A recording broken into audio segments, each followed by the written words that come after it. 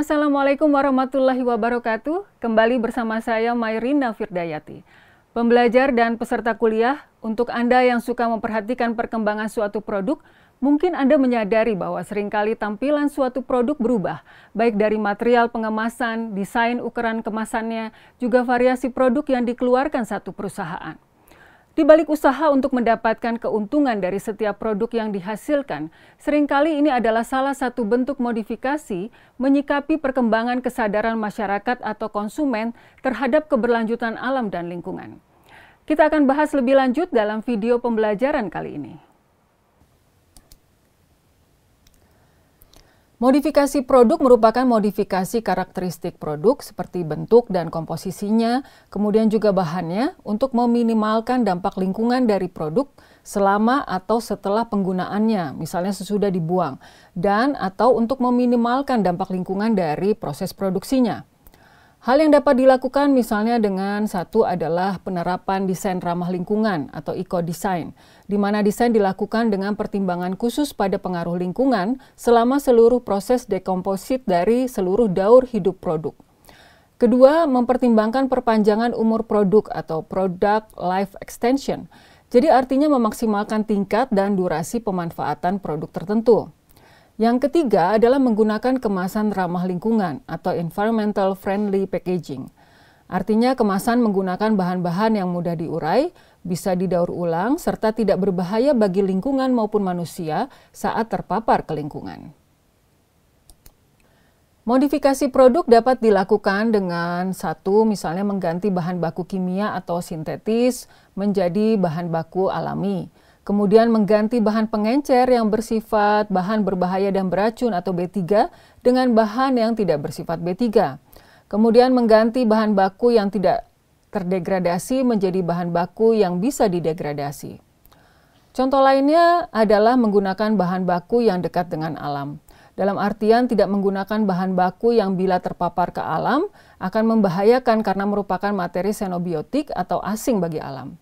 Dan terakhir adalah mengganti sumber daya saat produksi, seperti pemanfaatan sinar matahari sebagai sumber daya untuk listrik, serta mengurangi penggunaan sumber daya saat produksi atau selama penggunaan produk. Penggunaan kantong plastik saat ini telah menyebabkan permasalahan lingkungan yang amat serius. Oleh karena itu, berbagai inovasi pun diciptakan untuk membuat kantong plastik alternatif yang lebih ramah lingkungan. Karena plastik yang kita gunakan saat ini perlu waktu sangat lama untuk bisa terurai, sekitar 450 tahun untuk bisa diuraikan.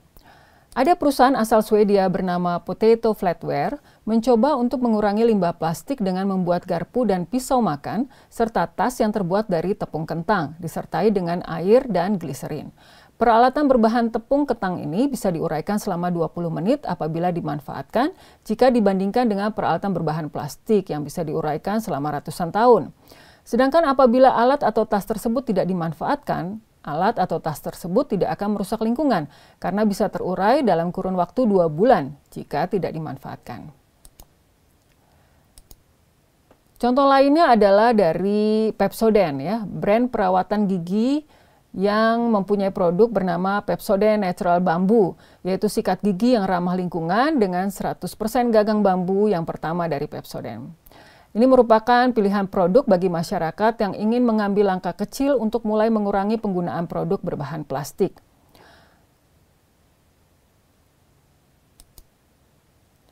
Selain itu juga ada contoh beberapa produk perawatan kecantikan di Indonesia yang menunjukkan kepedulian.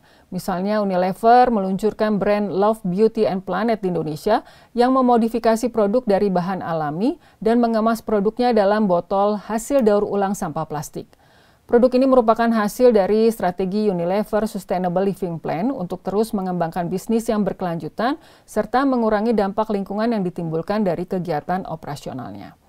Produk perawatan kecantikan ini terdiri dari 5 rangkaian produk yang terdiri dari hair care, yang terdiri dari sampo dan conditioner, serta skincare seperti body wash dan body lotion. Contoh modifikasi produk lainnya dari PT Unilever adalah Molto Sekali Bilas, ya. Jadi Molto Sekali Bilas dirancang agar hemat air dalam proses penggunaannya. Jadi awalnya Molto adalah produk deterjen yang menggunakan bahan kimia dan pengharum yang terlalu banyak sehingga pada penggunaannya susah untuk menghilangkan sisa sabun pada pakaian. Namun seiring berjalannya waktu dan perkembangan teknologi yang dilakukan oleh perusahaan ini, mereka mencoba meluncurkan produk Molto sekali bilas dengan tidak menggunakan bahan yang berbahaya dan beracun dan hanya menggunakan bahan alami dan juga membantu konsumen untuk menghemat air dan tenaga.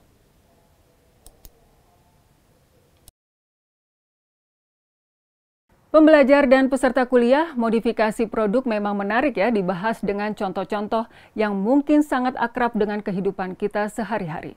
Dalam video pembelajaran berikutnya, saya akan mengajak Anda membahas opsi strategi penerapan produksi bersih yang terakhir, yaitu on-site reuse. Sampai jumpa!